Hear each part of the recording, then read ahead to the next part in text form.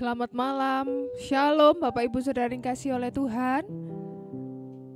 Puji nama Tuhan, saya menyambut Bapak Ibu Saudara semua yang bergabung pada malam hari ini. Tiba saatnya kita akan menerima yang terbaik dari Tuhan, yaitu firman-Nya. Mari kita sambut firman Tuhan. Ya Allah, Engkau kerinduan. Ya Allah, Engkau kerinduanku. Selalu ku cari wajah-Mu Tuhan, seperti tanah yang kering rindukan air. Demikianlah jiwaku rindu Engkau. Ku memandang-Mu di tempat kudus, dan ku melihat kemuliaan-Mu. Ku berdiam di bawah naungan sayap-Mu, dan ku dapati kekuatan baru. Sebab kasih setia-Mu lebih dari hidup, kebaikan-Mu melimpah atasku. Jiwaku melekat kepadamu Tuhan, betapa ku merindukanmu. Sebab kasih setiamu, sebab kasih setiamu lebih dari hidup, kebaikan-Mu melimpah atasku. Jiwaku melekat kepadamu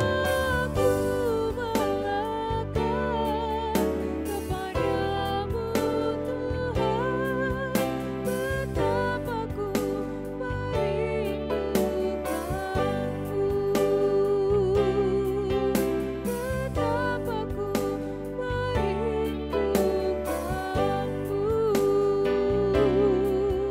betapa ku merindukanmu, betapa ku merindukanmu. Untuk doa firman saya serahkan kepada Bapak Diaken Hadi Susilo. Syukur, terima kasih Bapa di surga atas kasih-Mu, atas penyertaan-Mu di dalam kehidupan kami. Kami akan menikmati berkat firman Allah yang terus menopang kehidupan kami, yang terus menuntun kami di dalam kami menjalani kehidupan ini Tuhan.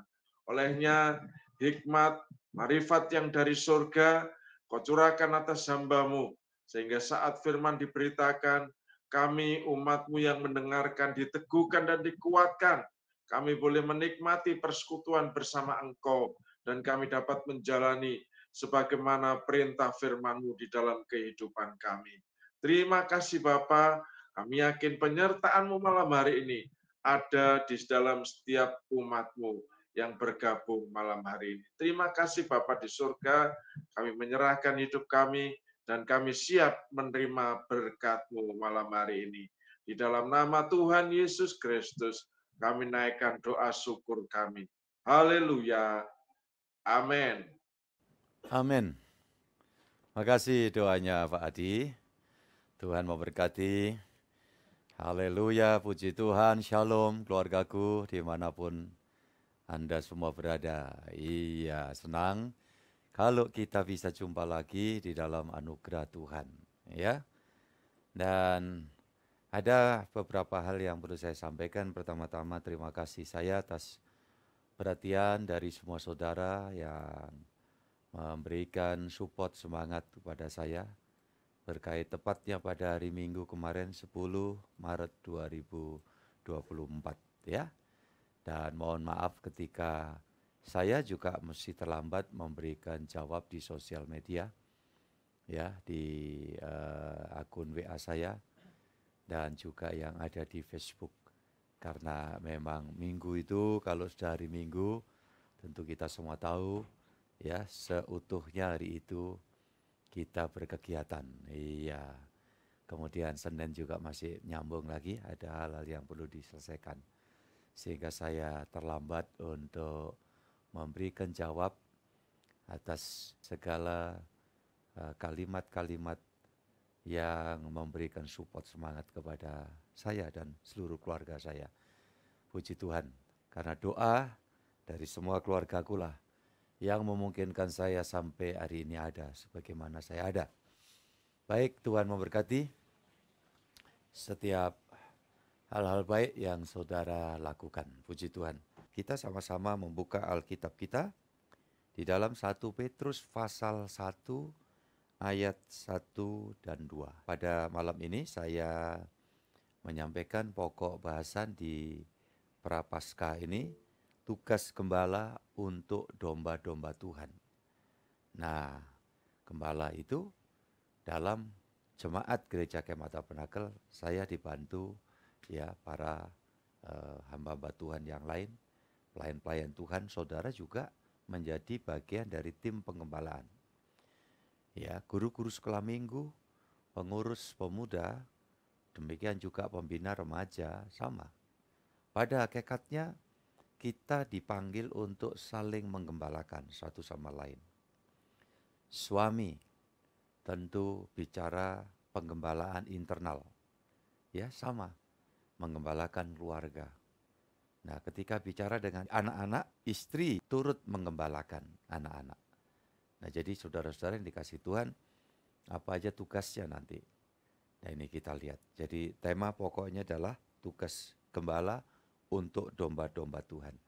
Anakku bagus, saya silakan untuk membacakan ayat-ayat ini. Dari Petrus, Rasul Yesus Kristus kepada orang-orang pendatang yang tersebar di Pontus, Galatia, Kapadokia, Asia Kecil, dan Bitinia, yaitu orang-orang yang dipilih sesuai dengan rencana Allah, Bapa kita, dan yang dikuduskan oleh Roh, supaya taat kepada Yesus Kristus dan menerima percikan darahnya. Kiranya kasih karunia dan damai sejahtera makin melimpah atas kamu. Semua katakan amin. Haleluya. Saudara yang dikasih Tuhan, ketika itu spesifikasinya dikatakan ya, Petrus menyampaikan ini kepada jemaat yang ada di Pontus, Galatia, Kapadokia, Asia Kecil, dan Bitinia. Ya, saudara-saudara yang dikasih Tuhan. Dan hari ini saya sebagai hamba Tuhan menyampaikan firman Allah, pesan-pesan Tuhan kepada semua Anda dimanapun berada. Ya, puji Tuhan. Siapakah jemaat itu? Maka ayat yang kedua memberi petunjuk kepada kita, yaitu orang-orang yang dipilih. Ya, ingat, yang dipilih. Sesuai dengan rencana Allah Bapa kita. Ya, jadi saudara-saudara yang dikasih Tuhan, saya minggu kemarin menyebutkan kepada kita semua bahwa seorang bisa berada dalam kekristenan sejati sampai akhir perjalanan hidup dunia ini, itu betul-betul suatu berkat. Kenapa? Karena dipilih. Mungkin ada yang bertanya, Pak, kaitan antara dipilih dan dipanggil bagaimana, Pak? Nah, sebetulnya itu dua hal yang tidak terpisah, ya. Dipanggil, panggilan Tuhan itu untuk semua orang. Siapa yang menghargai panggilan anugerah, dia datang kepada Tuhan, tentu dia masuk dalam pilihan. Jadi, saudara-saudara, pilihan itu tidak terpisah dengan panggilan. Karena saya berapa kali sempat menerima pertanyaan begini, Pak, saya ini kira-kira hanya dipanggil saja apa dipilih juga, Pak? Ya, dan orang kadang-kadang mendefinisikan agak sulit. Tapi kalau saya sampaikan contoh seperti itu tadi. Banyak orang, ya, ini adalah panggilan anugerah. Panggilan untuk melimpahkan segala yang baik dari Tuhan. Makanya Tuhan katakan, mari datanglah kepadaku, kamu yang letih lesu dan berbeban berat. Ya, amin saudaraku. Saudara, ada orang-orang yang dipanggil dan mau datang kan? Amin. Iya, kita sampai hari ini ada dalam hadirat Allah. Kita datang, dan karena kita datang, maka saudara yang dikasih Tuhan, kita dipilih, kita dipeluk, ya, di dalam kemurahan. Ingat kisah anak terilang itu kan? Ya, anak terilang ini dia kembali kepada bapaknya karena dia mengingat naluri kasih dari bapaknya, ya, yang kemungkinan juga barangkali sudah melaporkan ke pihak yang berwajib berita kehilangan, ya. Walaupun anak ini gak karuan, rasa rindu setengah mati dari orang tua terhadap anak. Dan saya yakin mungkin sudah diumumkan itu juga di Suara SS, ya. Saudaraku yang dikasih Tuhan. Ini, silakan. Dang Balio gitu ya, nggak usah disebut namanya ya. Dang Balio gitu ya. Saudara-saudara, tapi masih keras hati. Tapi tiba saatnya ketika harus mengalami suatu keadaan yang sangat karut-marut. Ya, dia sadar akan undangan bapaknya. Selama itu dia lihat TV, dia melihat pemberitaan, ya. Selalu orang tuanya, "Nak, kembalilah. Ya, aku bapakmu menunggumu." Mungkin tidak pedulikan. Saudara yang dikasih Tuhan, tapi sampai pada titik, ya, di situ disadarkan. Makanya selalu saya katakan buat kita semua, saudara, kadang keadaan tidak nyaman, keadaan tidak aman. Ya, tidak aman itu bukan karena situasi sekeliling, tapi tidak aman itu dirasa secara diri, ya kan? Mungkin ada orang yang lagi spot jantung ini, empot-empotan, ya, berkait dengan keadaan ekonominya, keadaan kesehatannya, ya kan? Dalam hidup itu seperti itu, manusia kental sekali dengan hal-hal yang seperti itu. Kemudian dari sanalah disadarkan Tuhan bahwa ada suara Tuhan memanggil, "Ayo datanglah kepadaku." Yang berbeban berat. Tuhan sangat paham ya terhadap manusia. Kenapa undangan itu diembel-embeli, "Kamu yang letih lesu." Karena Tuhan paham manusia berdosa itu dalam bahasa Surabayanya itu cengkal, ya. Angel tenan tuturane, ya, saudara gini kasih Tuhan. Angel tenan.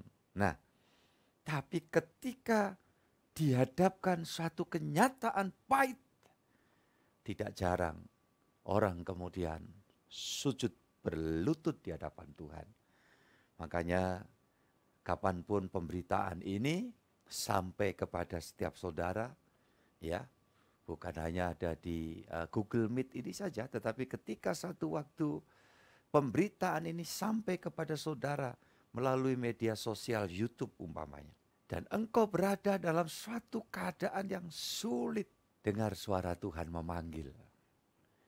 Iya, saudaraku yang dikasih Tuhan, ada nyanyian lama itu kan? Puji Tuhan, ya. Oh, marilah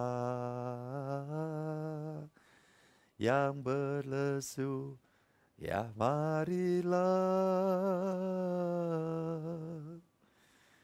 Ya, mungkin saat saudara menerima pemberitaan ini dan hatimu tersentuh, saya mau sampaikan buat kita semua, ada sosok pribadi yang dengan sengaja turun dari sorga. Namanya Yesus kan? Saudara tahu? Mungkin di antara saudara ada yang sudah terlalu lama meninggalkan rumah yang penuh kasih sayang, meninggalkan pelukan Tuhan Yesus Kristus Sang Gembala Agung. Sekarang dengar suara lembut, ya, suara Tuhan memanggil. Saudara-saudara yang dikasih Tuhan, dan puji Tuhan, Tiap orang yang datang kepada Tuhan dipeluk. Itu sudah masuk 2 kriteria ini. Dan bagi yang sudah pernah lari menjauh dari Tuhan seperti contoh Yunus umpamanya. Seperti Simon Petrus dan kawan-kawan ya. Nah, Simon Petrus itu orang yang berpengaruh. Dia bukan sekadar nelayan biasa. Iya kan? Tapi dalam catatan sejarah dia ya laupan, pedagang, saudagar, kaya, bosnya nelayan. Ya, bukan cuma dia turun tangan cari ikan, tapi juga dia menampung ikan-ikan itu yang didapat oleh nelayan-nelayan yang lain. Tapi ketika di dalam sikap yang keliru dia meninggalkan tahbisan yang Tuhan sudah pernah berikan. Ya kan? Kamu bukan lagi menjadi penjala ikan, melainkan kamu semua kujadikan sebagai apa? Tolong saudara, halo? Ya, penjala manusia. Tapi apa yang terjadi? Di tengah ketidakjelasan, pengharapan, yang terjadi Petrus kemudian meninggalkan tahbisan itu ya. Dia ajak kawan-kawannya. Ya, saudara-saudara, orang-orang yang sudah dibenum sebagai rasul-rasul.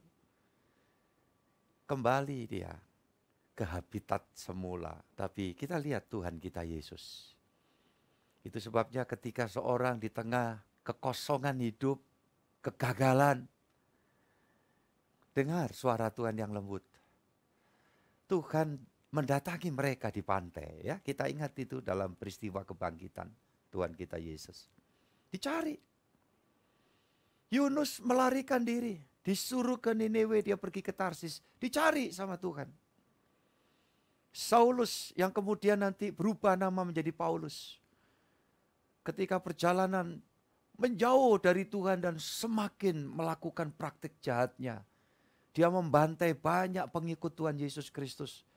Dan bahkan dia mendapatkan legalitas ya untuk merusak tempat-tempat di mana umat milik Kristus berhimpun, ketemu pengikut Kristus Yesus, berapa banyak dibantai, dan dia mendapatkan ya legalitas untuk melakukan hal yang seperti itu. Saya pernah membaca sebuah tulisan bahwa seorang penulis mengkategorikan Saulus adalah seorang pembunuh berdarah dingin. Ya.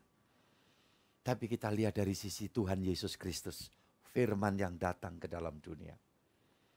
Saudara yang dikasihi Tuhan, dia tidak memburu ya Saulus dengan petir yang mematikan.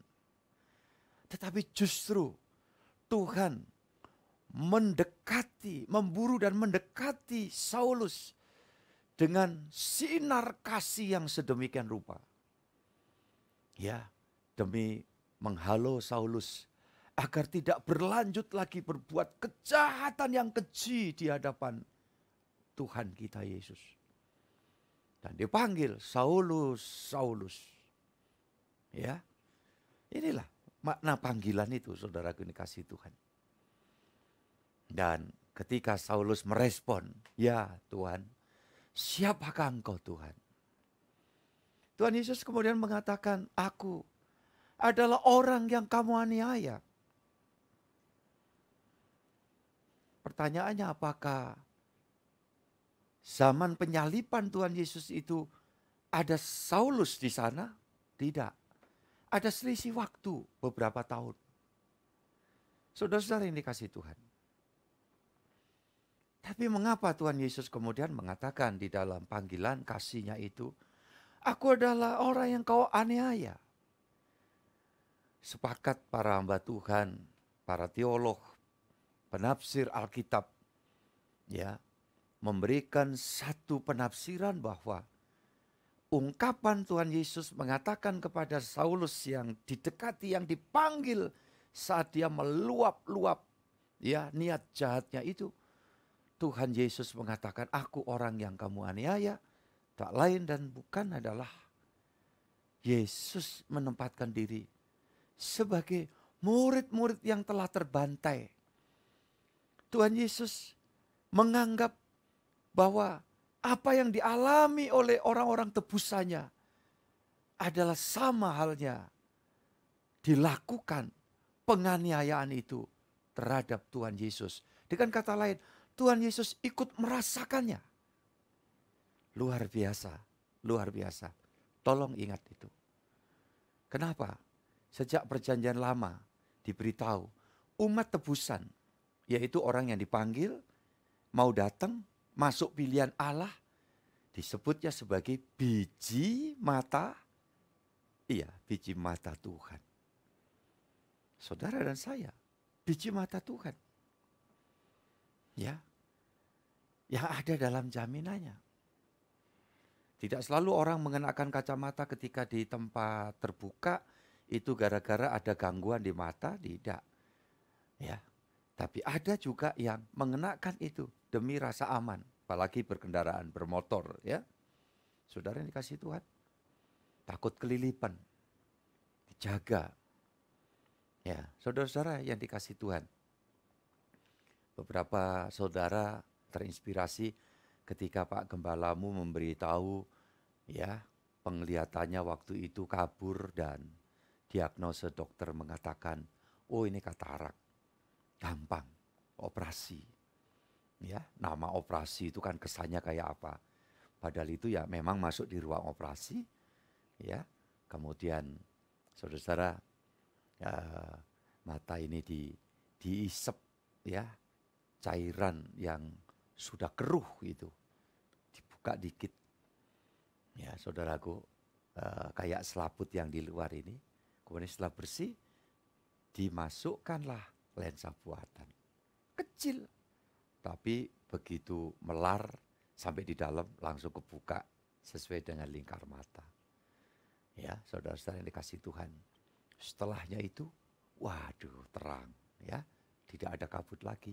Saya cerita, makanya hal-hal begini kan saya cerita, ya. Minimal harapan saya itu memberikan satu pencerahan, tidak tanpa maksud. Kemudian selesai kanan waktu itu yang kiri, puji Tuhan, ya.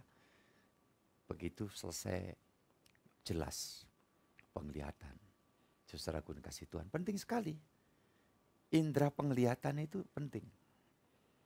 Jadi nomor 1 indera penglihatan, nomor 2 indera wijaya. Adakah indera wijaya ini? Iya, bagi keluarganya, ya, tentunya, ya. Yang pasti kita tidak perlu memikirkan tentang indera ke-6, ke-7, ke-8 dan seterusnya. Ya, kita sudah punya tembok benteng Tuhan. Iya. Oke. Dan akhirnya saya mendengar berapa hari lalu ini, Pak, mohon doanya besok saya operasi katarak, ada berapa orang. Nah, kenapa? Ya, paling enggak sudah dapat input, ya, masukan dari apa yang saya sampaikan. Nah, ternyata memang mata ini sangat penting sekali. Keberadaanmu, keberadaanku, ya, itu disebut biji mata Tuhan. Gitu loh. Kalau kita tidak dalam Tuhan mungkin kita tidak mengerti. Pak, kira-kira pengertian pemahamannya kok kita itu biji mata Tuhan. Ya, saudara-saudara yang kasih Tuhan, bahwa kita ini adalah pribadi-pribadi yang tercipta secara unik. Ya, unik itu artinya apa? Tiap orang itu beda. Beda. Ya, saya tidak perlu uraikan itu. Karakteristik, karakternya, wataknya, model fisiknya. Padahal kalau lihat bahan pokoknya yang di dalam itu ya, maaf ya, tengkorak saudaraku, ya. Tengkorak. Makanya orang-orang yang terlalu gemanteng dan kemayu. Apa itu gemanteng dan kemayu itu? Ya, jadi sombong dengan aku cantik. Terus menyalahgunakan kecantikan, kegantengannya. Saya kira sekali waktu perlu foto torak. Ya, saudaraku, foto torak. Nanti tahu bahwa kelihatan cantik, kelihatan ganteng. Ya, itu hanya polesan bagian luar. Tapi dalamnya gimana? Tengkorak. Ya, saudara-saudara yang dikasih Tuhan, itulah. Tapi uniknya Tuhan itu luar biasa. Hidung ada yang betet, ada yang belesek. Ya, ada yang miring kiri, miring kanan mungkin aja. Puji Tuhan, dia bersyukur. Yang jarang terjadi ndangak itu loh saudara ya. Yang kebalik ini jarang saudara-saudara. Hampir saya tidak pernah jumpa. Ya iyalah Pak, kalau hidung ndangak itu nanti hujan kan kebek Pak, amber. Ya, jadi saudara-saudara, itu sebabnya anak-anak Tuhan, umat tebusan Tuhan itu, sungguh-sungguh ada dalam perhatian Tuhan. Makanya kalau saudara sadar ngerti ini, terus khawatirnya berlebih-lebihan terus gitu, salah besar itu. Ya, tidak perlu khawatir. Mungkin saudara hari-hari sedang dalam keadaan menghadapi kesulitan dalam hal tertentu. Tapi pasti sisi lain itu pasti ada hal-hal yang Tuhan masih tetap memberikan perhatian tertentu. Enggak mungkin. Ya, orang itu terus kalau masih dirancang hidup dalam dunia itu, kemudian pokoknya sulit tok, menderita melulu itu. Enggak. Ya, itu kita enggak sportif. Kita enggak jujur kalau kita mengatakan itu. Ada sebuah kisah seorang terdampar di pulau kecil, dan ini mungkin viral juga kisah ini. Ya, terdampar di pulau kecil, udah menderita sekali dia ada di sana. Ya, dia bikin gubuk dari rumput-rumput dan sebagainya. Dia bisa menyalakan api, ya saudaraku, untuk menghangatkan diri pada malam hari dan seterusnya. Ya, dia masih tetap punya harapan. Tapi satu ketika, ketika menjelang pagi hari, dia lihat ada sinar terang yang menyala. Gak taunya itu gubuk yang dia buat itu kebakar. Habis. Ya. Wah, dia marah. Dia bahkan marah sama Tuhan. Kenapa? Ya, kurang menderita apa? Kenapa engkau Tuhan lakukan ini semua? Ya. Tapi apa yang terjadi ketika fajar menyingsing, matahari terbit, ternyata di dekat pulau terpencil ini ada sebuah kapal yang menghampiri di situ.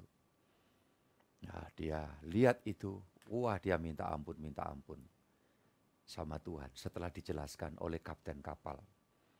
Ya, dari kejauhan dia mengira api yang membubung tinggi itu adalah sebuah kapal yang terbakar.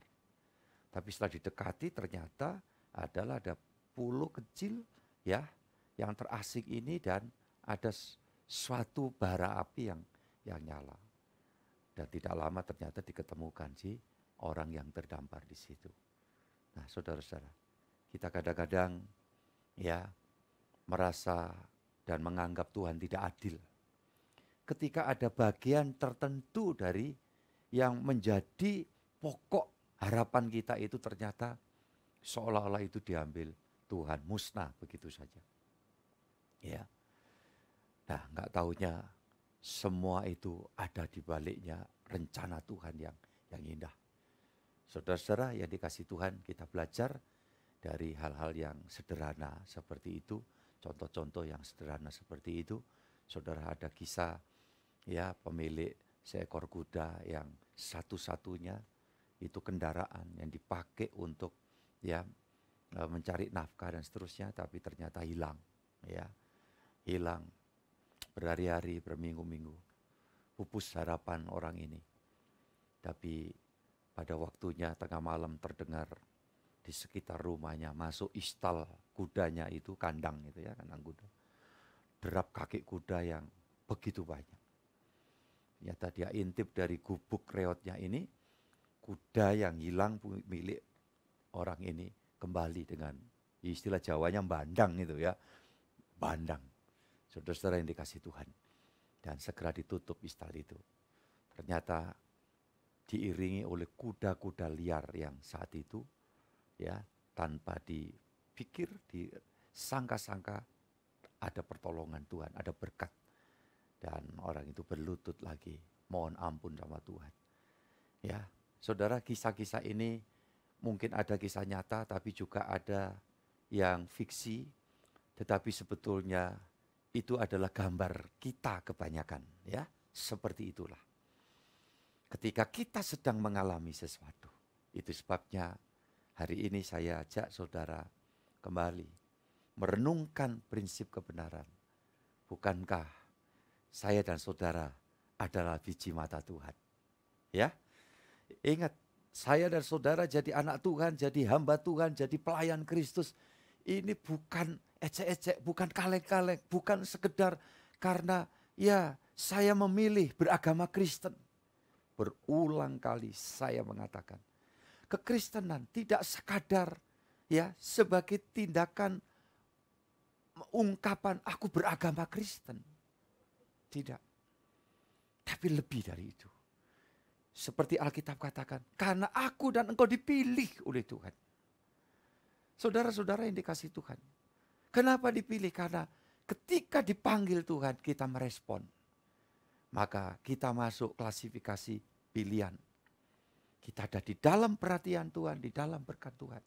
Dan kita tahu, saudaraku yang dikasihi Tuhan, yang jahat seperti Saulus pun kemudian dituntun pada nasib yang luar biasa. Menjadi biji mata Tuhan.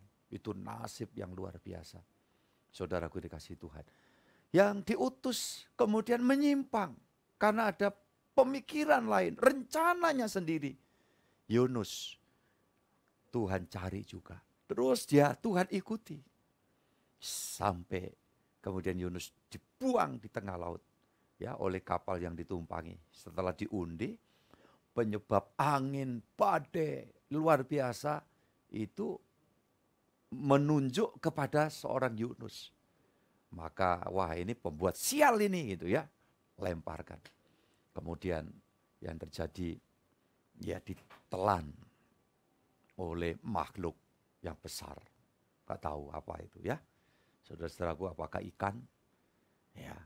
Nah, sampai di tubir laut dia berseru kepada Allah. Dan semua di dalam kisah itu ya dikatakan begini, kalimat pentingnya, sesuai dengan penentuan dari Tuhan. Maka dimuntahkanlah Yunus dari perut ikan di sebuah pantai tertentu ya. Saudara, kalau dimuntahkan di tengah laut lepas bodoh air. Iya kan? Keluarkan dari hewan yang gede ini ya langsung disambut sama hiu bodoh air. Tapi tidak mungkin. Semua dalam penentuan Tuhan. Makanya saudara-saudara yang dikasihi Tuhan bersyukur. Ketika hari-hari ini saudara masih menghadapi sesuatu, engkau yang dipanggil, yang dipilih Tuhan. Engkau tidak akan pernah dibiarkan Tuhan. Ya, pasti akan ada pertolongan. Pasti akan ada kesembuhan. Pasti akan ada campur tangan Tuhan berkait kebutuhan kita. Pasti ada jawaban Tuhan pada waktunya. Asal kita masih ditugasi Tuhan dalam dunia ini. Tuhan belum ya memberikan tugas lebih penting lagi di sana. Pasti di sini Tuhan tidak pernah biarkan. Ya, amin, saudaraku. Lambaikan tangan, puji Tuhan. Haleluya. Puji Tuhan. Ya. Itu sebabnya ini keuntungannya orang-orang yang dipilih sesuai dengan rencana Allah. Ya, tadi satu lagi si Petrus dan kawan-kawan dicari oleh Tuhan ya. Kemudian setelah didekati Tuhan ditanya, ngapain kamu? Ada ikan enggak? Semalam kami kerja enggak dapat apa-apa. Makanya kalau undur dari Tuhan, lebih-lebih meninggalkan panggilan Tuhan, ngalami penderitaan, itu bersyukur. Tapi bahaya. Ya, ketika kita melakukan hal yang tidak dikehendaki Tuhan, tapi jatuhnya di wilayah teritorinya setan, iblis, penguasa dunia yang ngujo dalam bahasa Jawanya. Memberikan ya keleluasaan, memberikan hal-hal yang enak. Nah, ini membahayakan. Orang tidak ya sulit kemungkinannya untuk dia sadar kembali. Justru dia akan jumawa, dia berkata, faktanya aku jauh dari Tuhan. Faktanya aku tidak peduli dengan Tuhan. Ya, ternyata aku justru jadi seperti ini. Hati-hati. Makanya bersyukurlah ketika kita sedang dalam kesulitan. Ya, entah itu karena kekeliruan kita atau itu di luar kekeliruan kita, murni Tuhan sedang punya rencana khusus indah. Ataupun kalau karena kesalahan kita, sesegera mungkin kita bebenah. Saya mau katakan, Tuhan Yesus itu kasihnya melampaui segala kekurangan kesalahanmu, saudaraku. Memang dia benci dosa, tetapi dia mencintai orang yang berdosa tapi sadar minta dipulihkan sama Tuhan. Itu luar biasanya Tuhan. Makanya ayat 2 1 Petrus pasal 1 tadi, yaitu orang-orang yang dipilih sesuai dengan rencana Allah, Bapa kita, dan yang dikuduskan oleh Roh, supaya taat kepada Yesus Kristus dan menerima percikan darahnya. Komplit ya, saudara yang dikasih Tuhan. Dipilih Allah, dikuduskan oleh Roh. Roh ini tentu Roh Kudus, ya kan? Kemudian mendapat percikan darah. Nah, artinya apa? Mengalami kuasa Sang Paskah. Itu ada orang-orang ya yang ditandai menjadi milik Tuhan, yang dipilih, ya sudah dipanggil dipilih. Puji Tuhan. Jadi dipilih Allah. Kemudian dikuduskan Roh Kudus. Jangan lupa, percikan darah Yesus Kristus. Sekali lagi kalau orang tanya, apa itu Pak Gembala? Ini kekristenan yang mengalami kuasa penderitaan, kematian, dan kebangkitan Yesus. Seperti yang Paulus katakan ya di Filipi pasal 3, ayat yang ke-11-12 itu, yang ku kehendaki mengenal dia dalam kebangkitannya dan persekutuan dalam kuasa penderitaannya. Makanya kalau ada menderita-menderitanya, itu justru menandai engkau dan aku ini menjadi ahli waris sorga. Ya, jika kita mengalami penderitaan seperti Yesus. Jadi jangan karena diolok dikit, karena mungkin sepertinya kok tidak diperlakukan adil ya Pak. Ya, orang kok membuat perbedaan Pak. Ya biasa kalau ada yang begitu-begitu di dalam dunia ini kan. Tuhan mengatakan, kamu bukan dari dunia ini. Ya, sebelum kamu dibenci oleh dunia, Yesus katakan, aku sudah dibenci oleh dunia. Jadi kalau umpamanya kita sedang menghadapi perlakuan tidak adil, atau mungkin kita menghadapi sesuatu yang kenapa ya, kok aku yang harus ngalami ini ya. Anggap sepi aja, nggak usah terlalu dibawa hati. Semakin kita bawa hati, kenapa kok mesti kesulitan ini aku ngalami, kenapa orang kok bersikap begini dengan aku. Anggap sepi saja. Saya juga sebagai hamba Tuhan ngalami. Tetapi saya tahu Tuhan menjadikan aku ini biji mata Tuhan. Ya, kalau enggak, masa saya berandal ya, hidup berandalan kayak gitu dicari sama Tuhan. Jadi kalau tadi ada contoh Yunus, ada Saulus, ada Petrus dan kawan-kawan, masih ada lagi. Siapa? Hendri Haryono. Ya kan? Saudara ngalami bagaimana hidup tidak karuan sama sekali. Justru dicari. Ya. Ketika seolah saya dibenturkan ke tembok atas izin Tuhan. Gitu kan. Sekarat 8 hari itu. Tapi Tuhan cari. Nah, itu sebabnya saya di dalam menjalani kehidupan, apalagi setelah saya diizinkan Tuhan untuk ya menjadi alatnya, hambanya, saya berserah diri, saya yakin Tuhan pasti campur tangan. Ya, enggak perlu saudara kemudian mengkengkeng, saya harus menegakkan kebenaran. Kebenaran enggak usah ditegakkan, kalau benar pasti tegak pada waktunya. Ya kan? Saya harus membela kebenaran. Kebenaran itu tidak usah dibela. Saya tidak perlu adu argumen Kalau ada orang mengatakan kertas yang saya pegang ini warnanya hijau atau abang atau kuning ya, saya tahu ini putih. Ketika ada orang mengatakan apa saja, ya silakan abang, hijau, kuning, ya kan? Ya, ngomong jeleknya kita bisa katakan, oh rabun ayam kayaknya orang ini kan itu, gitu. Ya, untuk menghibur diri aja gitu loh ya. Tapi kemudian apa? Ya sudah ini kalau ini memang putih ya putih. Nanti tanya Tuhan, ini putih Tuhan? Iya putih. Jadi saudara-saudara yang dikasih Tuhan, penting ya, percikan darah Yesus. Kiranya kasih, karunia dan damai sejahtera makin melimpah atas kamu. Ini kesuksesan dari seorang hamba Tuhan namanya Petrus. Saudara-saudara yang dikasih Tuhan. Coba kita buka lanjut. Ya di dalam 1 Petrus pasal 5 aja langsung anakku bagus. 1 Petrus 5 ayat 8 dan 9.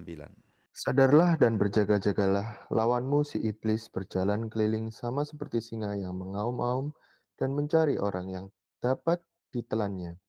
Lawanlah dia dengan iman yang teguh, sebab kamu tahu bahwa semua saudaramu di seluruh dunia menanggung penderitaan yang sama.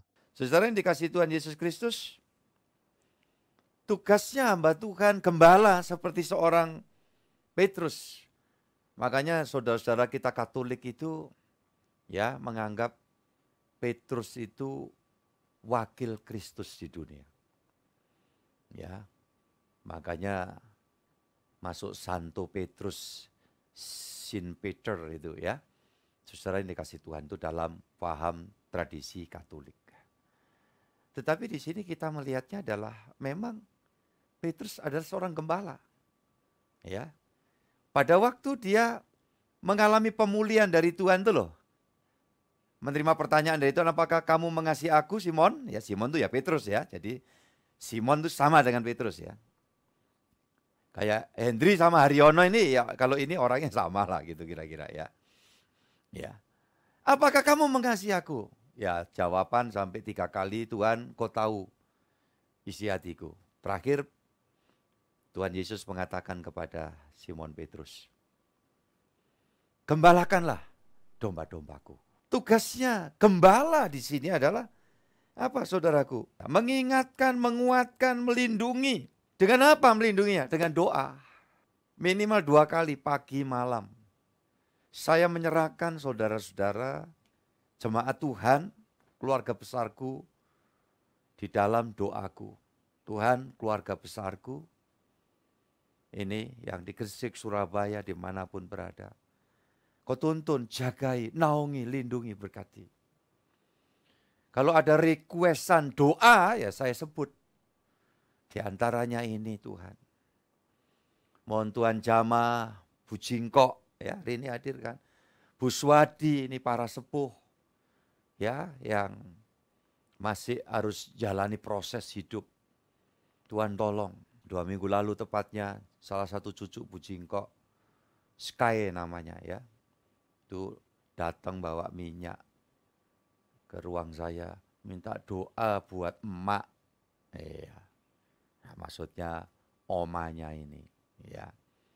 Saudara-saudara ini dikasih Tuhan, waktu saya doa, ini anak kecil ini SD kelas berapa ini, sambil doa itu nangis guguk ya. Sampai saya ya pas kebetulan ada yang di samping saya memfoto, saya kirimkan ke ya emaknya itu ya, ke omanya. Ini loh Sky saking sayangnya sama oma, doa sampai nangis-nangis gitu ya. Saudara-saudara yang dikasih Tuhan. Nah ini, tugas mengingatkan ini, ya suami ingatkan istri, ingatkan anak-anak ya terus. Sama. Sebaliknya juga istri boleh ngasih masukan kepada suami. Ya, saudara-saudara ini saling menggembalakan. Kemudian menguatkan.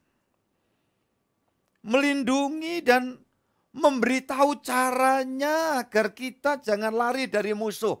Ketika kita dihadapkan, ya setan lagi melakukan sesuatu.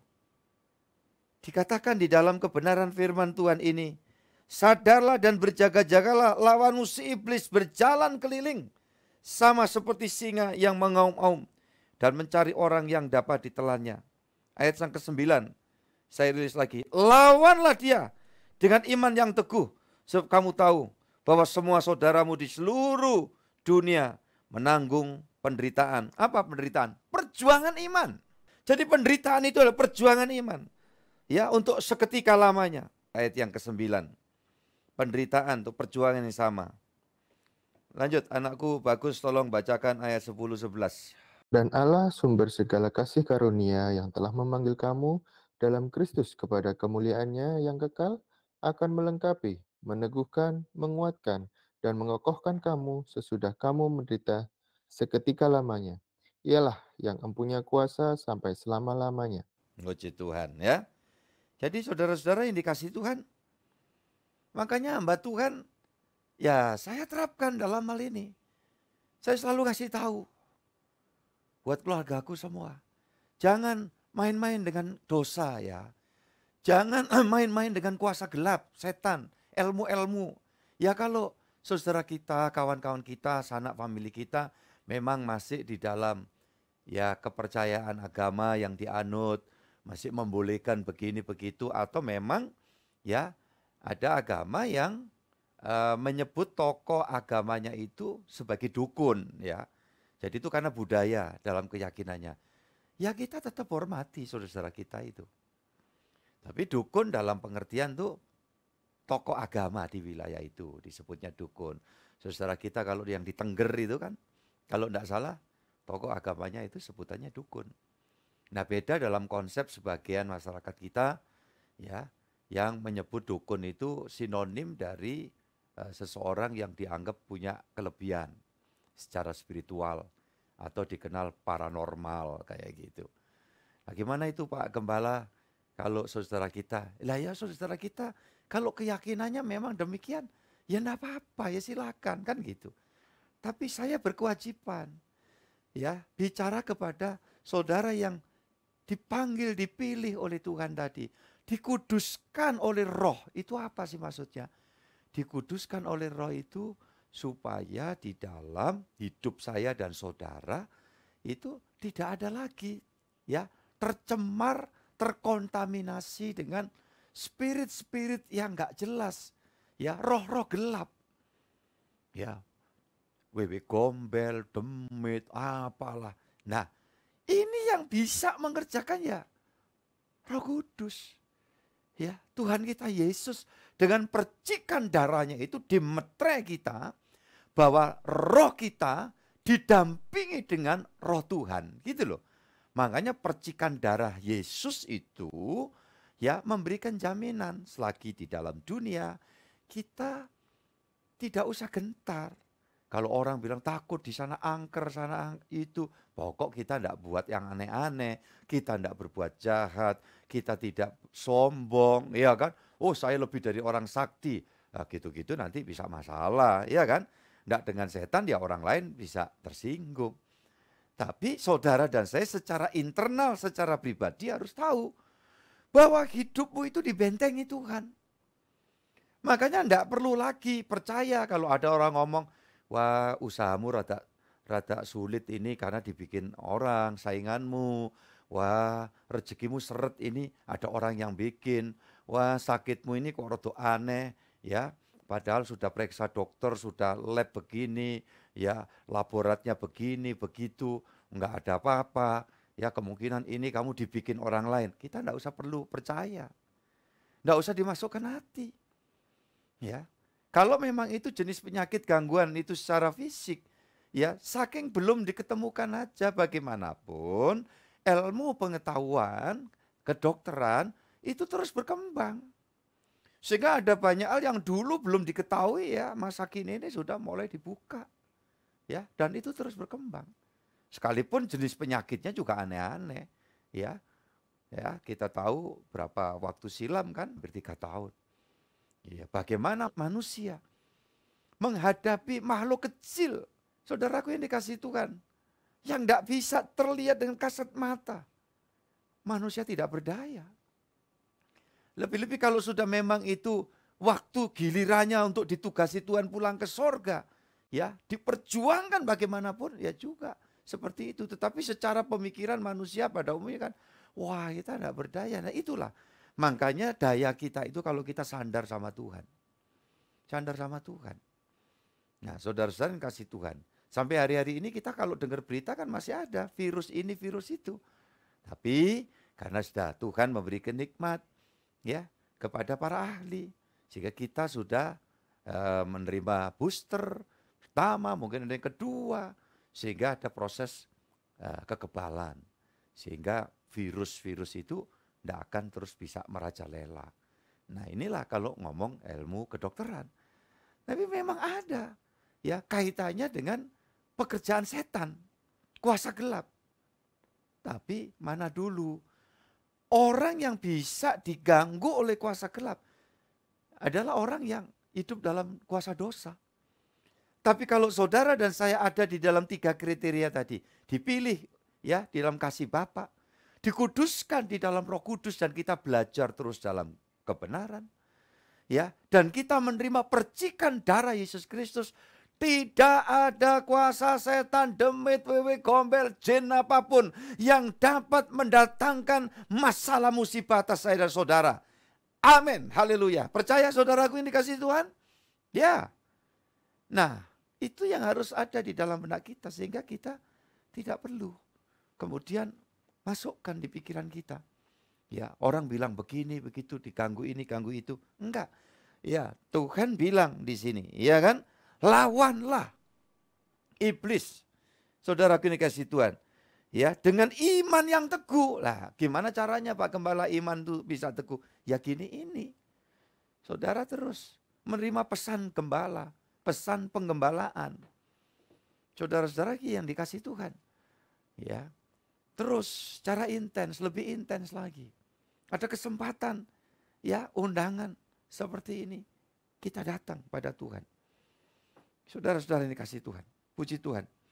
Coba kita beralih di 2 Petrus di ujung ibadah PA kita. 2 Petrus pasal 1.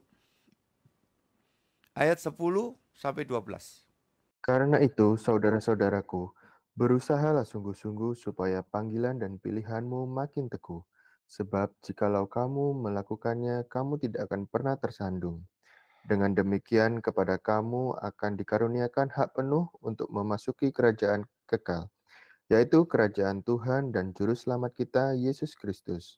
Karena itu aku senantiasa bermaksud mengingatkan kamu akan semuanya itu sekalipun kamu telah mengetahuinya dan telah teguh dalam kebenaran yang telah kamu terima. Karena itu aku senantiasa bermaksud mengingatkan kamu akan semuanya itu sekalipun kamu telah mengetahuinya dan telah teguh dalam kebenaran yang telah kamu terima. Ini tugas kami. Ya, saudara-saudara ini kasih Tuhan. Dengan tulus. Saudara saya gunakan waktu yang ada untuk juga banyak belajar. Jadi saya bisa menyerap isi hati Tuhan untuk saya sampaikan kepada saudara-saudaraku di sini. Puji Tuhan. 2 Petrus pasal 3 ayat 8. Akan tetapi saudara-saudaraku yang kekasih, yang satu ini tidak boleh kamu lupakan, yaitu bahwa di hadapan Tuhan suatu hari sama seperti 1000 tahun, dan 1000 tahun sama seperti 1 hari. Intinya adalah saya ingin mengajak seperti yang Petrus katakan ini kepada setiap saudara ya untuk ya menyadari bahwa sungguh apa yang Tuhan sampaikan tentang waktu hidup yang kita jalani itu sungguh singkat. Nanti sudah akan melihat ayat 9 dan 10. Kita akhiri di situ. 2 Petrus 3 ayat 9 dan 10. Tuhan tidak lalai menepati janjinya sekalipun ada orang yang menganggapnya sebagai kelalaian. Tetapi ia sabar terhadap kamu karena ia menghendaki supaya jangan ada yang binasa, melainkan supaya semua orang berbalik dan bertobat. Tetapi hari Tuhan akan tiba seperti pencuri, pada hari itu langit akan lenyap dengan gemuruh yang dahsyat, dan unsur-unsur dunia akan hangus dalam nyala api, dan bumi dan segala yang ada di atasnya akan hilang lenyap. Ini mengingatkan kepada saya dan saudara, ya betapa penting untuk kita tahu Tuhan tidak pernah lalai menepati janjinya. Saudaraku, janji reguler berkait dengan apa yang kita perlukan selagi dalam dunia ini, sampai nanti waktu kita dianggap Tuhan selesai tugas di sini. Kemudian Tuhan janji, aku membawa kamu ke tempatku. Karena jauh sebelumnya Tuhan Yesus juga mengatakan, aku sudah menyediakan tempat bagimu. Amin, saudaraku ini kasih Tuhan. Dan untuk orang-orang yang tidak mengindahkan ya anugerah waktu yang diberikan, Tuhan kasih tahu lagi bahwa nanti ada waktunya kedatangan Tuhan seperti pencuri malam hari. Ini berlaku untuk orang yang tidak siap. Berlaku untuk orang-orang ya yang sudah terima panggilan, tetapi tidak mengindahkan dengan sungguh-sungguh. Saudara yang dikasih Tuhan, itu akan terjadi. Tapi saya berdoa, sekali lagi saya ulang, saya berdoa, jangan ada satupun dari kita yang kecolongan, ya. Biar kalau toh Tuhan datang, pada waktu Dia hendak menjemput kita umatnya secara bersama, kita semua didapati tetap di dalam ketekunan di hadirat Tuhan. Begitu juga ketika Tuhan memanggil kita secara personal, karena tidak pernah tahu kapan tiba-tiba Tuhan panggil, anakku ikut aku. Aku tugasi kamu di sana jauh lebih indah. Ya, biarlah kita dalam posisi terus setia tekun di hadapan Tuhan. Puji Tuhan, hiduplah terus dalam penggembalaan. Ya, secara baik, saya yakin dan percaya janji Tuhan semua tergenapi. Amin. Mari kita doa syukur bersama-sama. Bapa, terima kasih, kami bersyukur untuk saat ini karena Engkau memberkati kami dengan firman. Terima kasih Tuhan, bahwa kami tahu kami berada dalam penggembalaan ketika kami sudah menerima panggilan pilihan Tuhan, dikuduskan, dan kemudian menerima percikan darah Yesus. Biar masa prapaskah ini kami diingatkan terus buah karya dari Diko Yesusku Tuhanku Juru Selamatku yang dinyatakan bagi gerejanya, yaitu kami, para eklesias, yaitu orang-orang yang sudah dipanggil dari gelap untuk masuk ke dalam terang Tuhan. Dan kami mau terus berada dalam terang Tuhan sampai kami jumpa dengan Tuhan muka dengan muka. Terima kasih Bapa, Kau meneguhkan semua anak-anak-Mu, keluarga kami semua dimanapun berada, semua dalam pertolongan dan lawatan Tuhan. Kami tidak akan menyerah begitu saja ketika kami memang masih harus berjuang. Karena kami tahu hidup ini adalah perjuangan, namun tidak sendiri. Tuhan selalu menyertai kami. Tuhan selalu menopang dan membantu kami. Terima kasih Tuhan. Rahmat dan berkat Tuhan turun atas semua keluarga besar kami dimanapun berada. Dan saat ini kami mengangkat tangan, kami doakan untuk Indonesia dalam anugerah berkat Tuhan. Bangsa negara kami dilimpahi dengan anugerah yang datang dari atas. Sejahtera, aman, rukun di semua tempat wilayah di bumi Nusantara tercinta ini. Terpujilah Allahku di Kau sekarang sampai selama-lamanya, dan berkat kasih Kristus pasti dilimpahkan atas kami semua biji mata Tuhan dimanapun berada. Dari hari ini sampai Maranatha, sampai Tuhan Yesus datang yang kedua kali, hendak menjemput dan mengantar kami pulang ke Firdaus Sorgawi. Atas nama Bapa, Putra, dan Roh Kudus Allah yang Esa, yang kami kenal sembah dalam Tuhan Yesus Kristus. Bapa, terima kasih.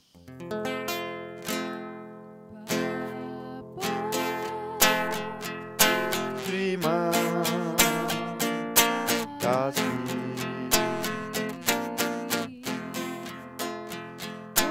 Bapa, terima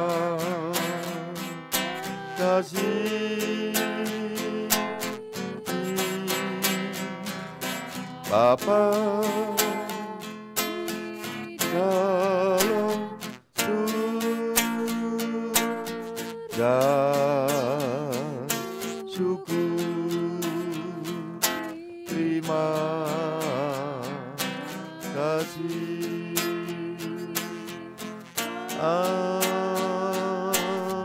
Amin. Amin. Tuhan memberkati semua keluargaku, puji Tuhan.